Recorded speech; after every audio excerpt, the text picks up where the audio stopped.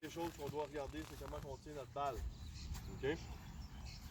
La première prise, la prise de base, on appelle ça la prise à 4 coutures. OK? Pourquoi? Parce que quand la balle elle tourne, le frappeur va voir 4 coutures. Donc, tout le monde, on voit le C que ça va faire. On appelle ça faire le signe du Canadien. Le C, on va mettre le H par-dessus, le CH. OK? Puis ton pouce va aller en dessous, complètement. Donc, on parle souvent aussi d'une tête de serpent, là, les deux yeux et la langue sont là. OK? Ça, là, ça fait que quand on lance la balle tourne comme ça. Combien de coutures tu vas passer? Tu vas passer 4 coutures. C'est ça qu'on appelle ça une 4 coutures. Il existe une 2 coutures qui est dans l'autre sens. On voit juste 2 passer. OK? Ça, c'est plus difficile. Bantam. Peut-être puis oui.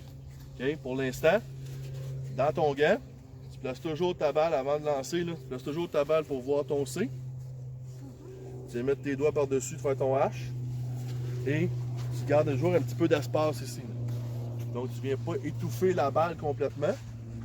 Tu gardes toujours un petit peu d'espace. OK? Dessus, en dessous. Là, j'ai ma balle. Là, ma prise est faite. Fait que, place ta balle dans ton gant. Viens prendre ta balle comme il faut. Tu es prêt. OK? Maintenant, il y a 3 façons de lancer. Il y a 3 élans. Il y a un élan complet. Il y a un élan coupé. Puis, celle que je vais vous enseigner ce matin, une espèce d'hybride entre les deux.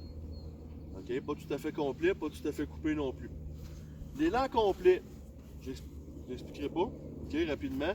Juste à montrer. L'élan complet, on part sur la plaque, face à notre receveur, on fait un pas de côté, on pivote le pied et on va sur notre balle. Ça, c'est l'élan complet.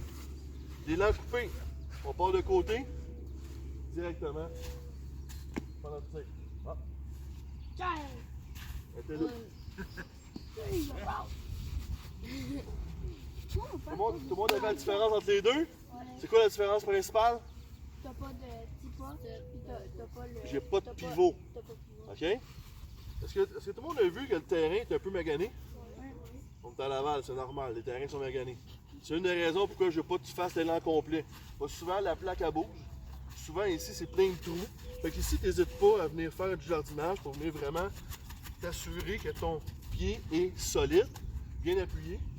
Ici, c'est souvent magané où tu vas déposer ton pied.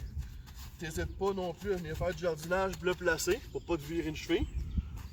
Et en partant comme ça, on évite un pivot.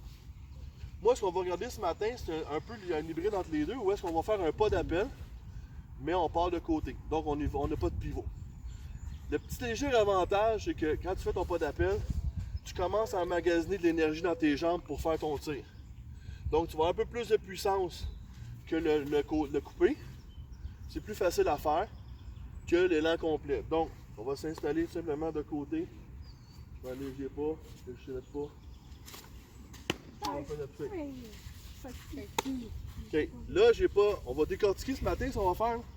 On va travailler morceau par morceau chaque section de notre élan à partir du point de départ. Là, on vient de parler de la prise de balle. Ça, j'en parle plus de la pratique. C'est à toi de la placer à chaque fois. À chaque tir que tu vas faire, tu places ta balle, tu places tes doigts, tu es prêt. OK, à partir de là, on va travailler chaque étape. Donc, le pas d'appel, suivez notre jambe, partir avec la fesse. Où est-ce qu'on met notre pied? Comment qu'on finit tout ça? On va tous regarder ça ce matin. C'est ça le but de la clinique de ce matin, voir chaque étape du mouvement.